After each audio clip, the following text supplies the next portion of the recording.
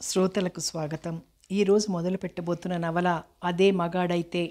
రచన జొన్నలగడ్డ లలితాదేవి గారు.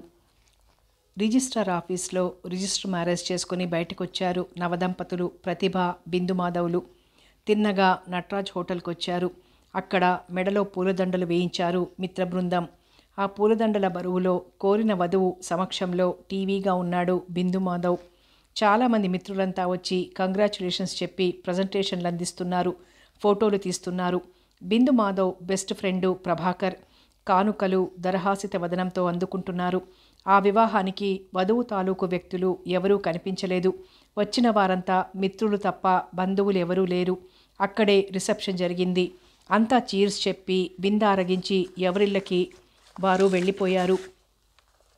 వధువును వెంటబెట్టుకుని తన ఇంటికి తీసుకొచ్చాడు బిందుమాధవ్. కుడికాలు ముందు ఉంచి లోపలికి అడుగు పెట్టమ్మా అంది సీతమ్మ వధూవరులకి హారతిస్తూ. ప్రతిభ నవ్వుతూ కుడికాలు లోపల ఉంచి అడుగులు వేసింది. మా అమ్మగారు అన్నాడు మాధవ్. అత్తగారి కాళ్ళకి నమస్కరించింది. ఇదిగో ఈ గదిలోకి రా అంటూ భర్త పిలుపు విని అటు దారి తీసింది. మా నాన్నగారు రామకోటయ్య గారు అంటూ తండ్రిని పరిచయం చేశాడు. రామకోటయ్య కళ్ళజోడు సవరించుకుంటూ కొత్త కోడలికేసి చూశాడు. మామగారికి వినయంగా వందనం చేసింది ప్రతిభ. దీర్ఘ సుమంగళీ భవ అంటూ ఆశీర్వదించాడు. ఏరా అమ్మాయి తాలూకు వాళ్ళెవరూ రాలేదా అని అడిగింది రహస్యంగా కొడుకుని సీతమ్మ. రాలేదమ్మా, వాళ్ళకి ప్రతిభ ఇప్పుడు పెళ్లి చేసుకోవడం ఇష్టం లేదమ్మా. ఇంకా పైకి చదివించి ఇంకా అంతకంటే విద్యావంతుణ్ణి తీసుకొచ్చి పెళ్లి చేయాలనే వారి కోరిక. ప్రతిభే అవన్నీ కాదని నన్ను చేసుకుంది మెల్లగా జవాబిచ్చాడు బిందుమాధవ్. ఆ మాటకి దీర్ఘంగా నిట్టూర్చింది సీతమ్మ. నీకు మటుకు ఏం తక్కువరా? BA ఫస్ట్ క్లాస్లో పాస్ అయ్యావు. ఏదో పత్రికాఫీస్లో పనిచేసుకుంటున్నావు. లక్షల ఆస్తి ఎందుకు నాయనా? మనిషికి మంచి మర్యాద ఉండాలి, 10 మంది మెచ్చే బుద్ధి ఉండాలి అంది సీతమ్మ. అవునత్తయ్య గారు, అవన్నీ మీ అబ్బాయిలో ఉన్నాయనే నేనందరినీ ధిక్కరించి ఆయన్ని పెళ్లి చేసుకుంది అంది ప్రతిభ నవ్వుతూ. ఆ మాటకు ఆపేక్షగా చూసింది కోడలికేసి. తల్లిదండ్రుల్ని ధిక్కరించి పెళ్లి చేసుకోవాలని నేను చెప్పను. నా కూతురే అలా ప్రేమించానంటూ ఎవరినో చేసుకుంటే నేను ఎంతవరకు ఔదార్యం ప్రకటించగలనో నేను చెప్పలేను గాని, నువ్వు పెళ్లాడింది నా కొడుకుని కనుక మా వాడి మనస్సు వెన్నలాంటిది. అమాయకుడు నిన్ను మాత్రం పువ్వుల్లో పెట్టి చూసుకుంటాడు అంది కోడలి భుజం మీద చేయి వేసి. నాకు కావాల్సింది కూడా అంతే అనుకుంది ప్రతిభ. ఆ రాత్రికి ముందు గది అలంకరించి కొత్త దుప్పటి వేసి ఉన్నంతలో శోభనం గది ఏర్పాటు చేసింది సీతమ్మ. పంచకట్టులో తమాషాగా కనిపించాడు ప్రతిభ కళ్ళకి బిందుమాధవ్. తెల్ల చీర తలలో మల్లెలతో మత్తెక్కిస్తోంది ప్రతిభ. ప్రతిభ డియర్ అన్నాడు ఆవేశంగా దగ్గరకు లాక్కుంటూ. సిగ్గుతో మల్లె మొగ్గయింది ప్రతిభ. భార్యని సరసకు చేర్చి లైట్ ఆఫ్ చేశాడు. నునుసిగ్గు దొంతరల మధ్య తనను తాను పూర్తిగా అర్పించుకుంది ప్రతిభ. అలసిన దంపతులు నిద్రలోకి వాలేసరికి తెల్లవారుజామైంది. అంతవరకు కబుర్లు శృంగారం టైం తెలియలేదు. 9 గంటలు అయ్యేసరికి ఆఫీస్కి వెళ్ళిపోవాలి బిందుమాధవ్. అతను భోజనం చేసి బయలుదేరాడు. మధ్యాహ్నం అక్కడే కాస్త కాఫీ తాగుతాడు. తిరిగి సాయంత్రమే అతను వచ్చేది. ఇక్కడ ప్రతిభ ఫ్యామిలీని గురించి కాస్త చెప్పాలి. ప్రతిభ తండ్రిది లోటు లేని ఆర్జన. చక్కటి ఇల్లుంది విజయవాడ 2 టౌన్లో. 2 ఇనప సామాన్ల కొట్లు, విజయవాడ 1 టౌన్లో ఒక స్టీలు సామాన్ల కొట్టు, 4 బ్యాంకుల్లో అకౌంట్లు, తిరగడానికి ఒక కారు, తినడానికి 4 పిల్లలు, భార్య. ప్రతిభే ఆ ఇంటికి జ్యేష్ఠ పుత్రిక. తెల్లవారేసరికి చటుక్కున మెలకు వచ్చింది ప్రతిభకు. తన మీద చెయ్యి వేసి ఆదమర్చి నిద్రపోతున్న బిందుమాధవ్ని చూసి తనలో తనే నవ్వుకుంటూ లేచింది ప్రతిభ. ఆమె యువతలకొచ్చి అలవాటు ప్రకారం కాఫీ అనరవబోయి వెంటనే తనున్నదెక్కడో గ్రహించి టక్కున ఆపేసింది. గొప్పింటి పిల్ల మధ్యతరగతి మొగుడింటికి వచ్చింది. సగటు మనుషుల సంసారంలోకొచ్చి పడింది. ఇక్కడ అన్నింటికీ తను అడ్జస్ట్ అవ్వాలి. లేచావా అమ్మాయి? అదిగో అక్కడ పళ్ళపొడుంది, ముఖం కడుక్కో, కాఫీ ఇస్తాను అంటూ సీతమ్మ కాల్గేట్ టూత్ పౌడర్ డబ్బా కోడలికి చూపించి అవతలకు వెళ్ళిపోయింది.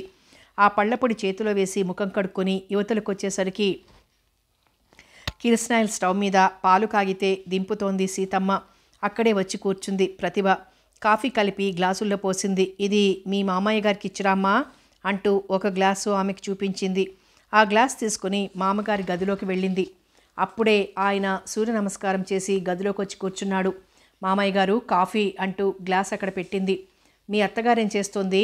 నిన్నప్పుడే పనిలో ప్రవేశపెట్టింది అంటూ నవ్వాడు రామకోటయ్య. ప్రతిభ నవ్వి అత్తగారి దగ్గరకొచ్చింది. కాఫీ తాగమ్మా అంది.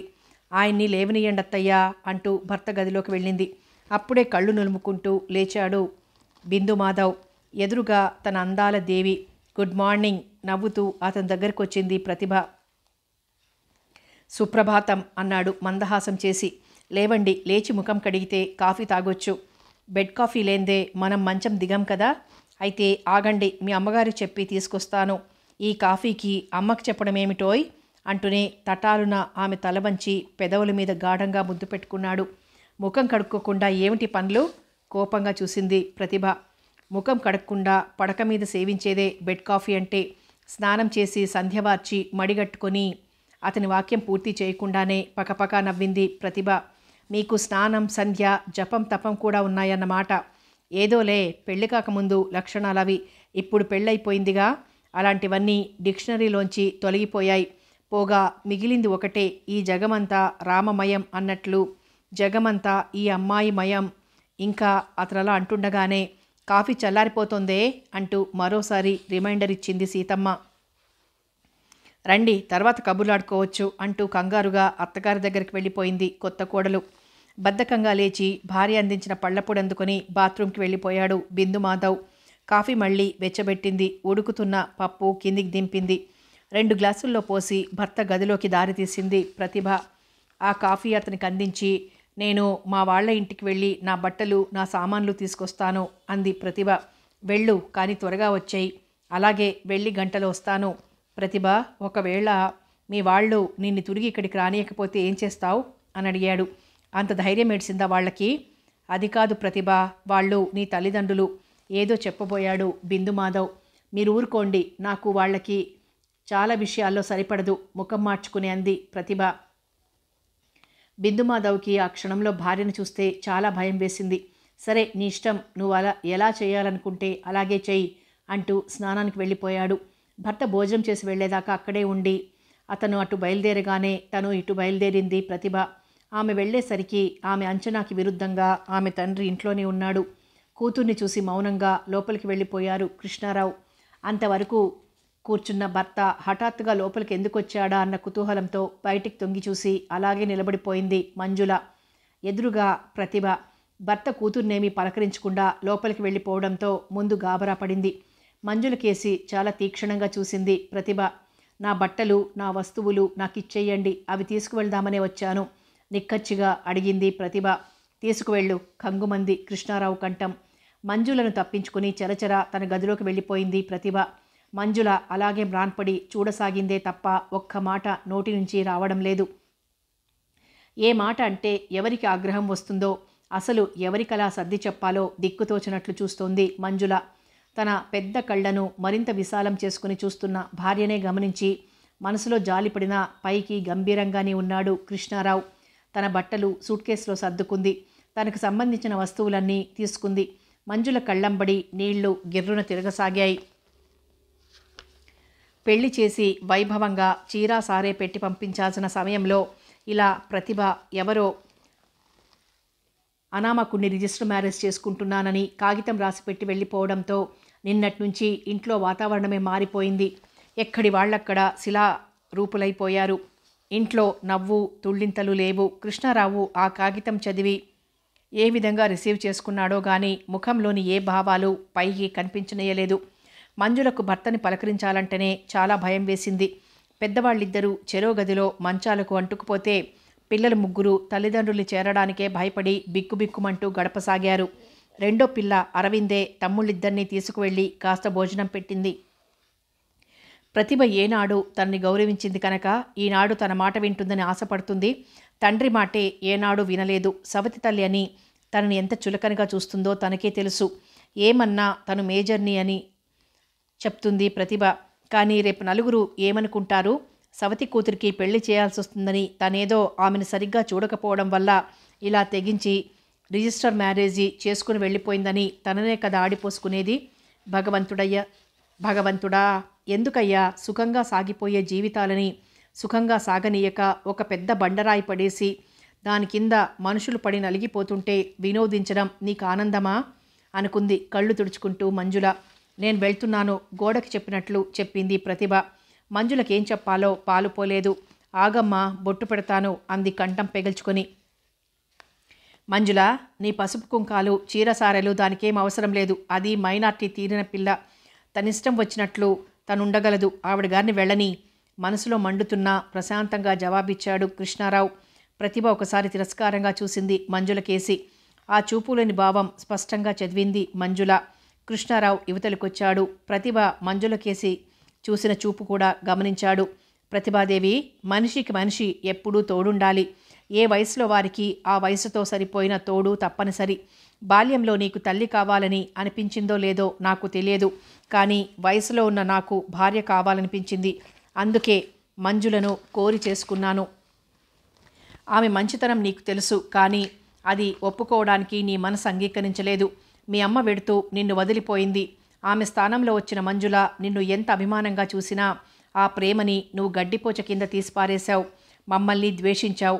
ఇప్పుడు నీకు వయసు వచ్చి మా ప్రేమేమి లేకుండానే నీ అంతట నువ్వు తోడు వెతుక్కున్నావు. నీ మనసు లాంటిదే నా మనసు అని, మీ ప్రేమ లాంటిదే మా అనురాగం కూడా అని నువ్వు గుర్తించగలిగితే సంతోషిస్తాను. నీకు నచ్చిన వాడిని నువ్వు ఎన్నుకోవడం తప్పని మేమనము, కానీ మాతో మాట మాత్రం చెప్పకుండా వీళ్ల లెక్క ఏమిటి, బోడి లెక్క అని నీ దారిన నువ్వు ఓ కాగితం ముక్క రాసి వెళ్ళిపోయిన క్షణమే మీ అమ్మతో పాటే నువ్వు పోయావనుకున్నాను. ఈ జీవితంలో నీ ముఖం మేము, మా ముఖం నువ్వు చూడక్కర్లేదు. నా ఆస్తిలో కానీ నా సంపాదనలో కానీ పిత్రార్జితాలంటూ లేవు. అంతా నా స్వార్జితం కనుక నీకు ఆ ఆస్తి హక్కులు కూడా లేవు. నువ్వు కోర్టుకు వెడితే నేను వెడతాను, కానీ పరువు ప్రతిష్టలంటూ కూర్చోను. పోయిన పరువు ఎలాగో పోయింది, దానికోసం నేను దద్దమ్మలా కూర్చోను. నీ దారి నీది, మా దారి మాది. కంగున 4 మాటలు చెప్పి వెళ్ళిపోయాడు కృష్ణారావు. తండ్రి అన్న మాటలన్నీ విని ఒకసారి తల విదిలించింది ప్రతిభ. రిక్షా పిలిపించుకుని సామాన్లు తీసుకుని వెళ్ళిపోయింది. అంతవరకు కోడలు వస్తుందా లేదా అన్న అనుమానం సీతమ్మకుంది. ఆమె రాగానే చాలా సంతోషించింది. తన చీరలు, తన నగలు అన్నీ అత్తగారికి చూపించింది. భార్యామణి పుట్టింటికి వెళ్ళింది. ఏం ఘనకార్యాలు సాధించిందో, ఏం చివాట్లు తిందో అని ఆఫీస్కి వెళ్ళిన దగ్గర నుంచి ఆలోచిస్తూనే ఉన్నాడు బిందుమాధవ్. అతని పరధ్యానం గమనించి కొత్త పెళ్లి కొడుకు మరో 2 రోజులు సెలవివ్వమని తన అజ్ఞానానికి చింతించాడు పత్రికాధిపతి. ఏమోయ్, డల్గా ఉన్నావు, ఇంటికి వెళ్ళిపోతావా అని అడిగాడు. ఆ మాట అన్నదే చాలనుకున్నాడు బిందుమాధవ్. వెళ్ళిపోతానండి, తలనొప్పిగా ఉంది అంటూ అన్నీ సర్దేసి జారుకున్నాడింటికి. భర్త ఇంటికి వచ్చేసరికి అత్తగారి పక్కన కూర్చొని కబులు చెబుతోంది ప్రతిభ.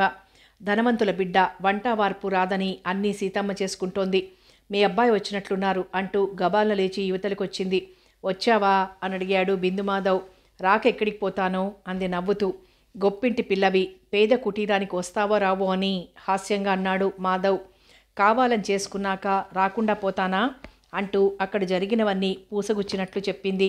అలాగే భర్తని కూలేసి, నువ్వు నిజంగానే తొందరపడ్డావేమో ప్రతిభ అన్నాడు మెల్లగా మాధవ్. మీరేమిటి ఒక్క పూటకి జావకారిపోతున్నారు? ఆస్తి రాదని భయపడిపోతున్నారా? కట్నం రాలేదని దిగులు పడుతున్నారా? తీవ్రంగా అడిగింది. అబ్బే, అదేం లేదు అన్నాడు తడబడుతూ. మీరేం భయపడక్కర్లేదు. నేను BA పాస్ అయ్యాను, ఉద్యోగం చేస్తాను, నెలకి లక్షణంగా సంపాదించి పెడతాను. మా నాన్న ఆస్తి ఆయన ముద్దుల పెళ్ళానికి ఆవిడ సంతానానికి తగలేసుకొనియండి అంది మంటగా. కోడలే అంత ధాటిగా చెబుతుంటే నోరెత్తలేకపోయారు మిగిలిన ముగ్గురు. అది గమనించి తనలో తనే నవ్వుకుంది ప్రతిభ. తండ్రిని, సవతి తల్లిని గడగడలాడించిన తనకి మెతక మామ, నోరులేని భర్త, అమాయకపుటత్త ఒక లెక్క, వాళ్ళని అదుపులో పెట్టలేదా అనుకుంది గర్వంగా. సీతమ్మే ముందుగా తేరుకొని కాఫీ కలపడానికి వంటగదిలోకి వెళ్ళింది. ఆమెకి కోడలంటే భయం పట్టుకుంది. ఈ డబ్బున్న, నోటి వాడితనం ఉన్న కోడలి వల్ల కుటుంబం సుఖంగా సాగుతుందా అనే ఆమె అనుమానం పట్టుకుంది. పెద్దతనంలో పని పాట అందుకొని చకచక ఇల్లు చక్కదిద్దుకుంటుంది. కోడలొచ్చాక వంటిల్లో ఆవిడికి అప్పగించి తను విశ్రాంతి తీసుకుందామనుకున్నందుకు ఆ కోరిక నెరవేరేట్లు కనిపించదు. ఎందుకంటే కోడలికి వంట రాదు. తన వంటగది తనకే పరిమితమైపోయేట్టుంది. ఈవిడిగారు తీరుగా వంట నేర్చుకొని తనని కూర్చోబెట్టి చేసి పెట్టినప్పటి మాట. మగరాయిడ్లా ఉద్యోగం చేస్తాను, సంపాదిస్తాను అంటుందే కానీ ఆడతనం అణకువ చూపించడం లేదు. ఇక మొగుడు పెళ్ళాలు ఉద్యోగాలకి పోతుంటే తనిలా వంట పని, భర్త అలా ముందు గదిలో కనిపెట్టుకుని ఉండటమేనేమో భగవంతుడు రాసింది అనుకుంది విచారంగా.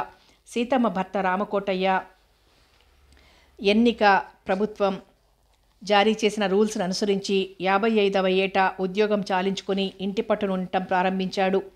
అంతవరకు వయసు మర్చిపోయి ఆడుతూ పాడుతూ ఉద్యోగం చేస్తూ వచ్చాడు. అది ఊడిపోయాక వచ్చినవన్నీ పెట్టి ముందు 2 గదుల మాత్రం కాంక్రీట్తో డాబా గదుల కింద వేశాడు. తాత ముత్తాతలిచ్చిన పెంకుటి కొంపలో మొత్తం 150 గజాల స్థలమది. ముందు 2 డాబా గదులు, వెనక పెంకుటి గదులే ఉండిపోయాయి. వంటలు, భోజనాలు, దేవతార్చనలు అన్నీ అక్కడే కనుక ఆ ఇంటి దేవుడు, ఆ ఇంటి ఇల్లాలు ఆ పెంకుటి గదుల్లోనే జీవిస్తున్నారంటే అతిశయోక్తి లేదు. బిందు మాధవ్ స్నానం చేసొచ్చి డ్రెస్ చేసుకుని అలా షికారుకు వెళ్దాం వస్తావా అని అడిగాడు ప్రతిభని. ఒరేయ్, అలా మాచవరం ఆంజనేయస్వామి గుడికి వెళ్ళి ఓ కొబ్బరికాయ కొట్టి అష్టోత్తరం చేయించి రండిరా అంది వెనక నుంచి సీతమ్మ. ప్రతిభకి భర్తతో కలిసి షికారుకు వెళ్లాలనే ఉంది. అందుకే చప్పున తయారై వచ్చింది. ఎక్కడికి వెళ్దాం? గుడికా, సినిమాకా, షికారుకా అని అడిగాడు. బయటకొచ్చాక దారిలో పూలు కొనుక్కుంది ప్రతిభ. ప్రతిభ వాచి చూసుకుంది. సినిమాకి వెళ్దాం అంది. ఇక ఆమె నోటి వెంట ఆ మాట వచ్చాక దానికి ఇంక తిరుగేముంది. పర్సులో డబ్బు చూసుకుని సినిమా, అది ఆమె కోరిన సినిమాకి తీసుకువెళ్ళాడు బిందుమాధవ్. నిన్న ఉదయం వెళ్ళి నిన్న ఉదయం పెళ్ళి, నిన్న రాత్రి శోభనం, ఈరోజు భర్తతో సినిమా ప్రయాణం అనుకుంటూ తనలో తనే నవ్వుకుంది. సినిమా బాగానే ఉంది. ఇద్దరూ బాగా ఎంజాయ్ చేశారు. రిక్షాలో ఇంటికి తీసుకొచ్చి రిక్షా డబ్బులిచ్చి పర్సు చూసుకున్నాడు మాధవ్. సినిమా టికెట్లు, మధ్యలో డ్రింక్లు, రిక్షా మీద రాకపోకలు, అన్ని ఖర్చులు పోను 10 పైసలు మిగిలింది జేబులో. అవేమీ గమనించని ప్రతిభ లోపలికి వెళ్ళిపోయింది. ఎక్కడికి వెళ్ళారు? సినిమాకి వెళ్ళారా అని అడిగింది సీతమ్మ. అవునండి, గుడికి రేపు వెళ్తాంలేండి అంది ప్రతిభ. సీతమ్మ మాట్లాడలేదు. భోజనాలు చేయండి అంటూ వంటగదిలోకి వెళ్ళిపోయింది. చీర మార్చుకుని సాదా చీర కట్టుకొని భోజనానికి వచ్చింది ప్రతిభ. రామకోటయ్య, సీతమ్మల భోజనాలు అయిపోయినట్లున్నాయి. మీరు వెళ్ళి పడుకోండత్తయ్యా, మేం పెట్టుకొని తింటాం అంది ప్రతిభ. సీతమ్మ వెళ్ళిపోయింది అన్నీ అక్కడ పెట్టి. భోజనం చేసి ఆ ఇంగిలి పళ్ళాలు కడిగి అక్కడే పెట్టి గదిలోకి వెళ్ళి తలుపు వేసుకుంది ప్రతిభ. బిందు మాధవ్ అటు తిరిగి ఏదో చదువుకుంటున్నాడు. ప్రతిభ అతన్ని పరిశీలనగా చూడసాగింది. ఏ ప్రత్యేకత లేని తన్ని ఎందుకు వరించింది? చటుక్కున ఆమెకి గతంలో అతని పరిచయం, స్నేహం గుర్తుకొచ్చాయి. ఆ రోజు అంతర్కళాశాల క్యారమ్స్ పోటీలు. ప్రతిభ తన దృష్టినంతా కేంద్రీకరించి పట్టుదలగా ఆడుతోంది. ఈ గేమ్ తను కొట్టగలిగితే విజయలక్ష్మి తనని వరించినట్టే. ఆమె ఆటలో ఎన్నో మెళకువలున్నాయి, ఎంతో నేర్పుంది. ఆమె తప్పకుండా గెలుస్తుందని ప్రతివారు అనుకుంటున్నారు.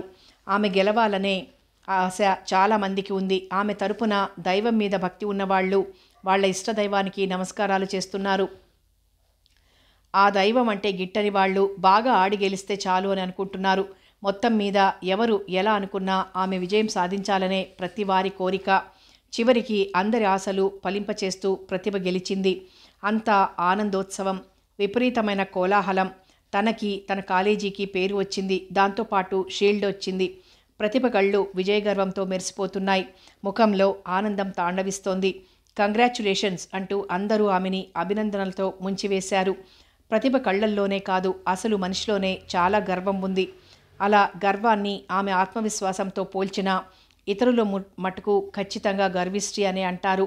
కిట్టని వాళ్ళు అహంకారమని, చాలా పొగరమోతు పిల్ల అని పైకి ఆమె ఎదురుగా అనకపోయినా చాటుగానైనా ఆమెని గురించి వ్యాఖ్యానించకుండా ఉండరు. దానికి తగినట్టే ఆమె కట్టు బొట్టు కూడా కాస్త విమర్శనాత్మకంగానే ఉంటాయి. ఈరోజు కట్టుకున్న చీర చూసావా? కోటా చెక్కదు మరే. ఈరోజు కట్టిన చీర మళ్ళీ వచ్చే నెలలోనే కట్టేది, అంతే. సత్యభామాదేవి 7 వారాల నగలలా ఈవిడకి 30 రోజుల చీరలు. మరొకరి ఎకసక్యం మాట. ఇలాంటి మాటలు ఆమె దాకా సామాన్యంగా సోకవు. ఆ బాడీ చూసావా? జాకెట్ లోపల నుంచి ఎలా కనిపిస్తోందో. మరే ఏ కంపెనీవో గాని షేపులు మటుకు బ్రహ్మాండంగా ఉన్నాయి. ప్రతిభ ముందుకు వెళ్ళబోతూ టక్కున వెనక్కి అడుగు వేసింది. ఆ చివరి మాట అన్న ఇద్దరికేసి చాలా తీక్షణంగా చూసింది. ఆ చూపుల్లో పవర్ ఉంటే వాళ్ళిద్దరూ ఆమె నేత్రానికి దగ్ధమైపోయుండేవారే.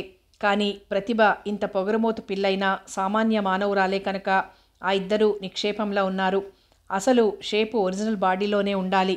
అంతేకాని ఉన్నదాన్ని అందంగా తీర్చిదిద్దుకోవడానికే పెడీమని జవాబిచ్చి ముందుకు వెళ్ళిపోయింది ప్రతిభ. ఆ ఇద్దరూ పైకి ఏమీ అనలేక మనసులో తిట్టుకుంటూ అక్కడి నుంచి కదిలిపోయారు. ప్రతిభ ఎర్రబారిన ముఖాన్ని కర్చీఫ్తో అద్దుకుంటూ కాలేజీ గేటు దాటబోతూ టక్కున ఆగిపోయింది. ఎదురుగా బిందుమాధవ్. కంగ్రాచ్యులేషన్స్ మిస్ ప్రతిభ, మీరింత ఛాంపియన్ అని నాకు తెలియదు అన్నాడు నవ్వుతూ. థ్యాంక్స్ అంటూ అతని కేసి చిన్న మధుర మందహాసం వదిలింది. అతనికి ఇంకా కాసేపు మాట్లాడాలనుంది. కానీ ఏ విధంగా సంభాషణ పొడిగించాలో తెలియనివాడవటం చేత అక్కడి నుంచి కదిలిపోయాడు. ఒట్టి పిరికి, ఆడపిల్లతో గట్టిగా 4 మాటలు మాట్లాడలేడు. ఎత్తాడు మళ్ళీ మగజన్మ అనుకుంటూ తను అక్కడి నుంచి యువతలకు వచ్చేసింది. రిక్షా మాట్లాడుకుని తిన్నగా ఇంటికి వెళ్ళిపోయింది. ఆమె ఇంటికి వచ్చేసరికి తండ్రి వరండాలో ఈజీ చైర్లో కూర్చుని తల్లితో కబుర్లు చెప్తున్నాడు. అది చూసి ముఖం చిట్లించుకుంది ప్రతిభ. ఈయనకి పనా పాట ఎప్పుడు పెళ్ళం పక్కన కూర్చొని కబుర్లు చెప్తూ ఉండడం తప్ప అనుకుంటూ తిన్నగా గదిలోకి వెళ్ళిపోయింది. గదిలోకి వెళ్ళి పుస్తకాలు ర్యాక్లో సర్ది చీర మార్చుకుంది. కాఫీ కప్పు, టిఫిన్ ప్లేటు తీసుకొచ్చాడు నౌకర్. ఇదిగోనమ్మా అన్నాడు కాస్తంత భయంగా. ఆ టేబుల్ మీద పెట్టు. కాఫీ వేడిగా ఉందా? మంచినీళ్ళ గ్లాస్ ఏది? తెచ్చానమ్మా, అక్కడ పెట్టి వెళ్ళు. అలాగే. అక్కడ ఉంచి వెళ్ళకపోతే జరిగే పరిణామం అతనికి తెలుసు కనుక అక్కడ ఉంచి వెళ్ళిపోయాడు. ఆ టిఫిన్ అందుకుంది ప్రతిభ. టిఫిన్ తిని కాఫీ తాగి గది బయటకు వచ్చింది. ఇంకా తండ్రి ఏమిటో చెబుతూనే ఉన్నాడు తన భార్యతో. తను గెలుపొందిన విషయం తండ్రికి చెప్పాలని లేదు. అసలు తండ్రి అంటే ఆమెకు ఆది నుంచి సదభిప్రాయం లేదు. ఒకే ఇంట్లో ఉన్న తండ్రి కూతుళ్ళు ఎప్పుడు మనసు విప్పి మాట్లాడుకోగా ఎవరూ చూడలేదు. ప్రతిభను చూసి మంజుల అవతలికి వెళ్ళిపోయింది. మంజుల తన తండ్రి ఏరి కోరి చేసుకున్న రంభ కటువుగా అనుకుంది ప్రతిభ. కాన్వెంట్కి వెళ్ళిన పిల్లలు తిరిగి రావడంతో ఇల్లంతా మహా సందడిగా ఉంది. డాడీ, నా ప్రోగ్రెస్ రిపోర్ట్ చూసావా? ఉత్సాహంగా ముందుకొచ్చింది 10th క్లాస్ చదువుతున్న అరవింద. ఏది? నువ్వు చెబితేగా, చూపిస్తేగా నవ్వుతూ చూశాడు కూతురు వంక. ముందు నాది చూడు డాడీ, గారాబంగా ఒళ్ళో వాలాడు ప్రదీప్. అందరివి చూస్తాను. మంజు, పెన్ తీసుకురా అంటూ కేక పెట్టాడు. మంజుల టేబుల్ మీద ఉన్న పెన్ తీసుకుని భర్త దగ్గరికి వచ్చింది. ప్రతిభ ఒక చివరగా నిలబడి అందరి మాటలు వింటూనే ఉన్నా తనకేం పట్టనట్లు నిర్లక్ష్యంగా ఊరుకుంది. అబ్బా, బాబుకి చాలా మంచి మార్కులు వచ్చాయి సంతోషంగా అన్నాడు. పాపం ముద్దుల కొడుకు కదూ, తెగ మురిసిపోతున్నాడు. మంటగా పెదవి కొరుక్కుంది ప్రతిభ. అంతే డాడీ, ఎప్పుడు నువ్వు వాడినే మెచ్చుకుంటావు బొంగమూతి పెట్టింది అరవింద. కూతురి మాటలకి నవ్వుకుంటూ ఇద్దరి మార్కులు చూసి సంతకం చేశాడు. అంతా తన చుట్టూ చేరి గలగల కబుర్లాడుతున్నా కనీసం పన్నెత్తి పలకని, కన్నెత్తి చూడని ప్రతిభ ధోరణికి చాలా బాధపడ్డాడు ఆమె తండ్రి కృష్ణారావు. ఎందుకు ప్రతిభకు తనంటే అంత కోపం? లోకంలో తండ్రికి భయపడే పిల్లలున్నారు. ప్రతిభ లాంటి కూతుళ్ళుంటే తండ్రి భయపడాల్సిందే. మనిషి అంటే ఆవగింజంత గౌరవం లేదు. తండ్రితోనూ పిన్నితోనూ ప్రతిభ సామాన్యంగా మాట్లాడదు. అందుకే ఆమెకు అవి ఇవి అందించడం కోసం ఆమె పనులకి నౌకర్ను పెట్టవలసి వచ్చింది. మంజుల గ్లాస్తో మంచినీళ్ళు ఇచ్చినా ప్రతిభ అందుకోదు, తాగదు. అదేదో అంటరాని వాళ్ళని చూసినట్లు చూస్తుంది సవతి తల్లిని. ఆమె నోరు కూడా వాడైందే కనుక తండ్రి సవతి తల్లి ఇద్దరూ ఆమె అంటే గజగజలాడతారు. అలాంటి కూతుర్ని కనిపోయిన పెద్ద భార్య వారిని తలుచుకొని దుఃఖపట్టం కృష్ణారావు దినచర్యలో ఒక భాగం. ఇంతలో గేటు దగ్గర శబ్దమైంది. ప్రతిభ తన స్నేహితురాళ్ళని గమనించి హుషారుగా వాళ్ళకి ఎదురు వెళ్ళింది. అరే, ఎవరికీ చెప్పకుండా వచ్చేసావేమే? నువ్వు గెలిచినందుకు అందరికీ పార్టీ వద్దా అని అడిగింది ఒక అమ్మాయి. ఈ పీనాసి పెద్దమ్మ పార్టీలు కూడా ఇస్తుందా? మరో అమ్మాయి జవాబు. మంజుల ఈ మాటలు విన్నది. తన సవతి కూతురు ఎందులో విజయం సాధించిందో తెలియకపోయినా వచ్చిన వాళ్ళని గౌరవించడం ధర్మం కనుక మీరొచ్చి కుర్చీలో కూర్చోండి, పార్టీ ఇస్తాను అంది నవ్వుతూ. ఆ మాట వింటూ అంతా ఉత్సాహంగా వచ్చి కుర్చీలో కూర్చుంటే ప్రతిభ ముఖం గంభీరంగా మారిపోయింది. సమయానికి ఈవిడగారిని వచ్చి ఎవరు కలగజేసుకోమన్నారు అనుకుంటూ పెదవి కొరుక్కుంది. అప్పటికప్పుడు డబ్బాల్లో ఉన్న బూందీ, పిల్లల కోసం చేసిన స్వీటు, కాఫీ అందరికీ పంచింది మంజుల. నిజంగా మీ పిన్నిగారు చాలా మంచివారోయ్. నువ్వు ఎగనామం పెట్టినా ఆవిడ చక్కని పార్టీ ఇస్తున్నారు. స్నేహితురాళ్ళంటున్న ఒక్కొక్క మాట వింటుంటే నసాళ మంటిపోతోంది ప్రతిభకి. పిన్నమ్మని ఎవరు పొగిడినా సహించలేదు. తన ఎదురుగా తన వద్ద శత్రువును అభినందిస్తుంటే ఒంటికి కారం రాచుకున్నట్లయి ఆ స్నేహితురాళ్ళకి సాధ్యమైన త్వరలో ఏదో ఒక వంకతో గుడ్ బై కొట్టాలి అనుకుంది మనసులో. తిండికి మొహం వాచిన రకాల్లా అడగడం, అంతకంటే ఆవిడ గొప్పతనం ప్రదర్శిస్తూ పార్టీలు ఇవ్వడం, ఛీ అంతా అందరే అవకాశవాదులు, రేపంతా ఈ కోతిమూక ప్రతిభ పిన్ని చాలా మంచిది అంటూ కాలేజీ అంతా పబ్లిసిటీ ఇస్తారు. తను ఏదైనా భరించగలదు, కానీ పిన్నమ్మ మంచిది అంటే మటుకు చస్తే భరించలేదు. అంతా లేచారు వెళ్ళిపోతామంటూ. దానికి టపీమని తల ఊపింది ప్రతిభ. తొందరగా పోండి తల్లులారా అన్నట్లుంది ఆమె వైఖరి. అది గమనించి వెళ్ళిపోయారు ఆ నేస్తాలు. ఆ మర్నాడు కాలేజీ దగ్గర కనిపించాడు బిందుమాధవ్. అతన్ని చూసి మందహాసం చేసింది ప్రతిభ. ఆ చిరునవ్వు చూసేసరికి ధైర్యం వచ్చింది బిందుమాధవ్కి. మీ వల్ల కాలేజీకి గొప్ప కీర్తి వచ్చింది, కనీసం మాకు మీరు టీ అయినా ఇప్పించలేదు అన్నాడు నవ్వుతూ. టీయేగా రండి అంటూ అతన్ని హోటల్కి తీసుకువెళ్ళింది. తనే స్వీటు సేవరీ కాఫీకి ఆర్డర్ ఇచ్చింది. ఇంత ధైర్యంగా తనని హోటల్కి తీసుకువెళ్తుందని అతను ఏమాత్రం ఊహించలేదు. ఏదో యథాలాపంగా అడిగాడు. ప్రతిభ ఎక్స్రే కళ్ళతో చూస్తోంది అతన్ని. ఇతనిలో మగతనం తక్కువ, ఆడతనం ఎక్కువ.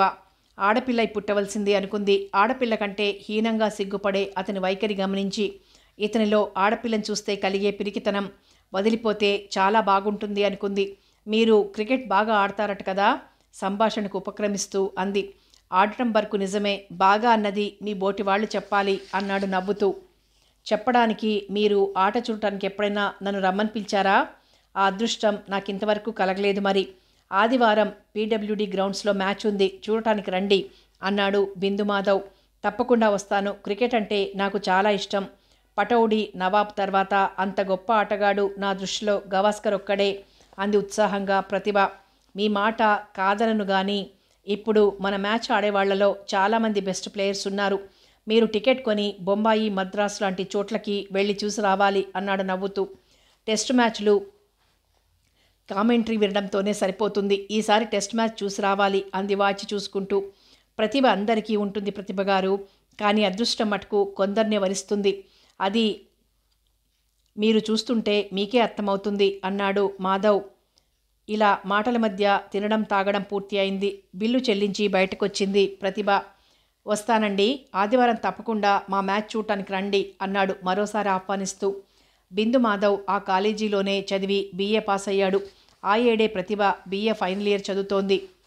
ఆ రోజే అతను చెప్పిన ఆదివారం అందంగా ముస్తాబై పీడబ్ల్యూడి గ్రౌండ్స్కి వెళ్ళింది ప్రతిభ. క్రికెట్ డ్రెస్లో అందంగా కనిపిస్తున్నాడు మాధవ్. అతను పత్రికాఫీస్లో చేరి అప్పటికి 4 నెలలైంది. నిజంగా ప్రతిభ వస్తుందా రాదా అని అనుకున్నందుకు అతని భయ సందేహాలు తీర్చేస్తూ ప్రతిభ ప్రత్యక్షమైంది. అరే, ఆమె ప్రతిభ కదూ, మన కాలేజీ గర్ల్ అన్నాడు మహేష్ ఆశ్చర్యంగా. అవును, మన ఆట చూడటానికే వచ్చింది మాధవ్ జవాబిచ్చాడు. రండి ప్రతిభ గారు అంటూ ఆహ్వానించాడు. ఆట ప్రారంభమైంది. ఇనుబడించిన ఉత్సాహంతో ఆడాడు మాధవ్. ఆ రోజు అతను సెంచరీ కొట్టాడు. ప్రతిభ ఆనందం పట్టలేక చప్పట్లు కొట్టింది. మీకు భగవంతుడు గొప్ప వరం ఇచ్చాడు మాధవ్, మీరు ఆడుతుంటే భవిష్యత్తులో గొప్ప ఆటగాడుగా కీర్తి ప్రతిష్టల్ని ఆర్జించగలరనిపిస్తోంది అంది ప్రతిభ. థ్యాంక్స్ అన్నాడు మాధవ్. ఆ క్రికెట్ ఆటే అతనిలో లేకపోతే ప్రతిభ అతని ముఖం కూడా చూసేది కాదన్న విషయం అతనికే కాదు ఆమెకి తెలియదు. ఆ ఆట వల్లే ఆమె అతని పట్ల ఆకర్షితురాలైంది. క్యారమ్స్లో బహుమతులు గెలుచుకున్న ప్రతిభ అంటే బిందుమాధవ్కి చాలా అభిమానం. ఇద్దరిది కాలేజీ ఒకటే అయినా 1 సంవత్సరం ముందున్నవాడు బిందుమాధవ్. తను ఇంటర్లో ఉన్నప్పుడే క్రికెట్ ఆడేవాడు. ఆ ఆట అతని చదువులతో పాటు అభివృద్ధి చెందింది. ఇంటర్లో జాయిన్ అయినప్పుడే అతని విషయం విన్నది ప్రతిభ. ప్రతిభ BA సెకండ్ ఇయర్కి వచ్చేసరికి ఫైనల్ BAలో ఉన్నాడు బిందుమాధవ్. ఆమె క్యారమ్స్ ఛాంపియన్. అప్పటికే బాగా పేరు తెచ్చుకుంది. సహజంగా క్రీడలంటే అభిమానం ఉన్న ఇద్దరికీ పరిచయం పెరగడంలో ఆశ్చర్యం లేదు. ఆమె అంతర్ కళాశాల పోటీలకు వెళ్ళినప్పుడు అతను కావాలని పనిగట్టుకుని వచ్చాడు ఆమె ఆట చూడటానికి. పత్రికాఫీస్లో ఉద్యోగం సంపాదించాక అతనికి కాస్త క్రికెట్ ఆట మీద శ్రద్ధ సన్నగిల్లింది. తరచూ పాల్గొనకపోయినా అడపాదడపా ఎప్పుడో ఒకసారి వచ్చి మెరుపులా ఆడిపోతూ ఉంటాడన్న విషయం మటుకు ప్రతిభకు తెలియదు. మీరు మ్యాచ్ ఎప్పుడు ఆడినా నన్ను పిలవండి అంటూ ఆనాడు పీడబ్ల్యూడి గ్రౌండ్స్ దగ్గర ఆమె చెప్పిన మాట మటుకు అతను మర్చిపోలేదు. అతను ఆడుతున్నప్పుడల్లా ఆమెకి ఏదో విధంగా తెలియబర్చేవాడు. ఆమె వెళ్ళేది.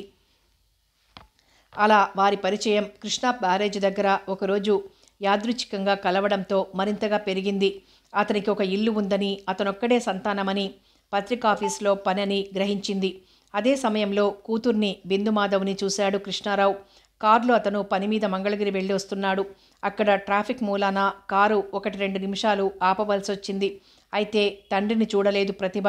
కాసేపు ఆ కబురు ఈ కబురు చెప్పి అతను పెట్టిన వేరుశనగ పప్పులు, ఇప్పించిన గోల్డ్ స్పాట్ తాగి రిక్షా మీద ఇంటికొచ్చింది. భోజనాలు అయ్యే వరకు ఊరుకున్నాడు కృష్ణారావు. ఆ తర్వాత కూతుర్ని పిలిచాడు. నువ్వెవరో అబ్బాయితో బ్యారేజీ మీద కబుర్లు చెప్తున్నావు, ఎవరతను అని అడిగాడు శాంతంగానే. ఆ మాటకు తిరస్కారంగా చూసింది ప్రతిభ. ఆ అబ్బాయి ఉద్యోగం చేస్తున్నాడు, పత్రికాఫీస్లో క్రికెట్ ప్లేయర్ అంది ముక్తసరిగా. బాగానే ఉంది, కానీ ఆ స్నేహాలు పెంచుకోకు. సాధ్యమయ్యేంతవరకు మగవాళ్లకు దూరంగా ఉండటమే మంచిది. చెప్పొచ్చాడు బోడి నీతులు. తనుండగలిగాడా ఆడవాళ్లకి దూరంగా అనుకుంది మంటగా. ఆ క్షణంలో ఆ మాట మనసులో మెదలగానే ఏదో తెలియని కసి ఏర్పడింది ప్రతిభలో. నేనతన్ని ప్రేమిస్తున్నానో పెడీమని జవాబిచ్చింది. ఆ మాటకు తీవ్రంగా చూశాడు కృష్ణారావు. ఆ మాట ఆమె నోటి వెంట వస్తుందని అనుకుంటూనే ఉన్నాడు. ఎవరో దారిన పోయే దానయ్యని ప్రేమించానంటే సరిపోతుందా? దారిన పోయే దానయ్య ఎవడు? నిక్షేపం లాంటి ఆటగాడిని, నెలకి 600-700 తెచ్చుకునే జీతగాడిని పట్టుకుని అంత తీవ్రంగానూ ఎదురు ప్రశ్న వేసింది ప్రతిభ. మంచిదేగా వెక్కిరింతగానే జవాబిచ్చాడు కృష్ణారావు. ఆ క్షణంలో కూతుర్ని చూస్తే పీక పిసికి పారేయాలన్నంత ఆగ్రహం వచ్చింది అతనికి. కానీ ప్రతిభ గయ్యాళితనం తెలుసు కనుక ఆ మేడలో నౌకర్ల ముందు, చిన్న పిల్లల ముందు పరువు పోతుందని దడిసి ఆగిపోయాడు. మంజుల తండ్రి కూతుళ్ల సంభాషణ వింటూనే ఉంది. కానీ ఎదుట పడటానికి ధైర్యం చాలేదు. కానీ గది యువతల నుంచి అన్నీ ఆలకిస్తోంది. ఉండి ఉండి ఇలాంటి మాటలంటోందేమిట్రా బాబా భగవంతుడా అని. ఇది ఇంటికి ఎలాంటి విష పరిణామాలను తీసుకొస్తుందో అని తల్లడిల్లిపోతూనే ఉంది ఆమె హృదయం. ఆ క్షణంలో ఆమెకు లోకమంతా ఒకసారి ఇంటి మీదకు దాడి చేసి సవతి కూతుర్ని ఎంత అన్యాయం చేసిందోనంటూ యాగి చేస్తున్నట్లు కళ్ల ముందు కదిలి గజగజ వణికిపోయింది. సవతి కూతురికి డబ్బు ఖర్చు పెట్టాల్సి వస్తుందని, పెళ్లి పేరంటం చేయకుండా లోకం మీదకు వదిలేసిందని కొందరు, అదే తన కూతురైతే అలా ఎవడినో కులం కాని వాణ్ణి చేసుకుంటే ప్రేమించానంటే ఊరుకుంటుందా అని కొందరు. ఏం చేస్తుంది పాపం, వయసులో ఉన్న పిల్ల. తల్లి తండ్రి పెళ్లి చేయకపోతే ఏం చేస్తుంది, చస్తుందా? ఎవడినో ఒకడిని చేసుకోక అని కొందరు అంటున్నట్లు ఒక పెద్ద సినిమా రీలు ఆమె కళ్ల ముందు కదిలిపోగా ఎటూ పాలిపోని స్థితిలో స్థాణువులా నిలబడిపోయింది. లోపల తండ్రి కూతుళ్ల వాగ్వివాదాలు ఇంకా జరుగుతూనే ఉన్నాయి. తను అక్కడ నిలబడితే ఏం కొంపలంటుకుంటుందో అని యువతలకొచ్చేసింది. మంజుల స్వతహాగా చాలా భయస్థురాలు, పిరికిది. పెరికితనం ఆమెలో చదవగలిగిన కృష్ణారావు పెళ్లికి సిద్ధపడితే ప్రతిభకు అది అలుసుకు కారణం కూడా అయింది. తండ్రి మీద ఆగ్రహం, సవతి తల్లి మీద పైకి ప్రదర్శించిన ఈర్ష్య, ద్వేషం అన్నీ కలగలుపుకుని ఏదో బిందుమాధవ్ మీద కలిగిన ఆకర్షణ ప్రభావంలా పెద్దల్ని ఎదిరించి వివాహానికి సిద్ధపడింది తను. ఏదో ఆలోచిస్తూ అలాగే నిద్రపోయింది ప్రతిభ. కథ కొనసాగుతుంది.